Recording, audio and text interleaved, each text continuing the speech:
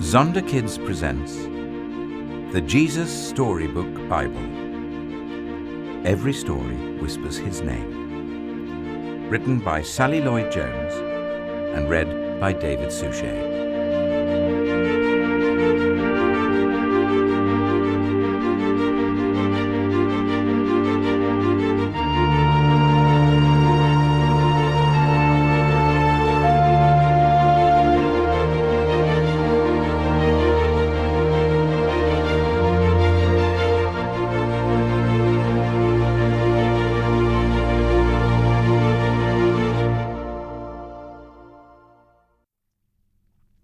A little servant girl and the proud general.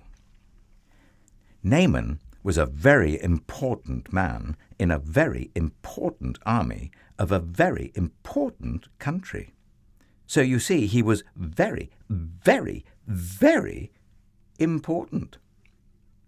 But Naaman was sick. He had leprosy, which is a nasty thing that stops you from feeling anything. Bits of you fall off without you noticing, like bashed fingers and squished toes.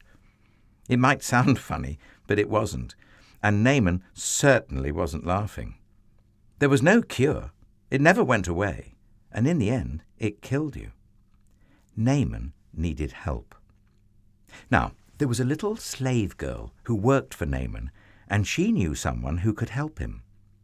But there was a problem. Naaman was her enemy. Not long before, Naaman had led an army raid on her home in Israel. He had killed her whole family, carried her off to Syria, and made her into his slave.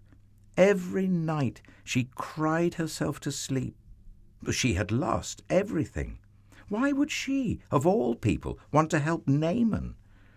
Didn't she hate him and want to hurt him back? Didn't she want to make him pay for the wrong he'd done? That's what you would expect. But instead of hating him, she loved him. Instead of hurting him back, she forgave him. "I want Naaman to get well," she said to her mistress. "There's a man in Israel called Elisha who can heal him." "I'll go," said Naaman, loading up his wagons and putting on his flashing armor. "But I'll go to the palace because that's where someone important like me gets healed." So he hurried off to Israel and went straight to the king. "My healing, please," he announced. "Well, I can do lots of things," the king replied, "but only God can heal." Just then a message from Elisha arrived.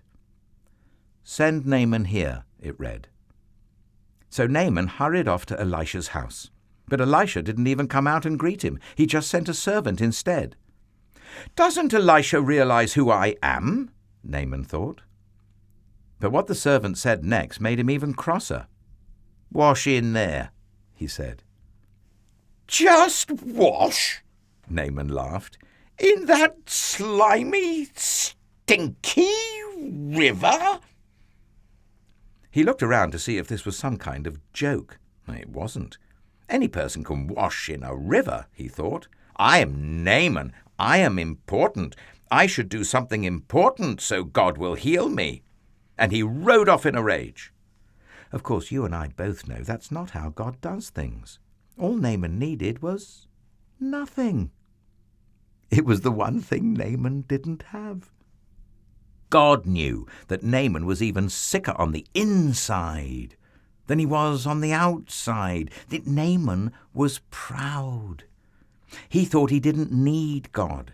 His heart didn't work properly. It couldn't feel anything. You see, Naaman had leprosy of his heart. God was not only going to heal Naaman's skin, he was going to heal his pride.